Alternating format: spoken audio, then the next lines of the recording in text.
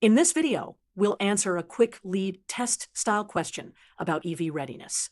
Under LT Credit 5, Option 2, EV ready parking spaces must provide which electrical infrastructure? Let's display the choices. We'll then identify the correct answer and visualize what it means. The correct answer is choice B.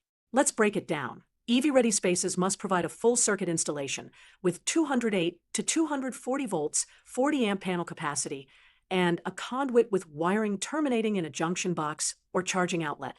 We'll draw a simple diagram of what that looks like. Let's connect this back to the standard. EV-ready means the electrical capacity and wiring are already in place, so future charging equipment can be installed easily. It requires a full circuit and the conduit with wiring that terminates in a junction box or charging outlet.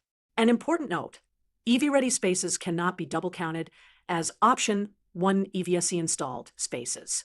So the answer is choice B, 208 to 240 volts, 40 amp panel capacity, and conduit with wiring terminating in a junction box or charging outlet. That's EV-ready infrastructure.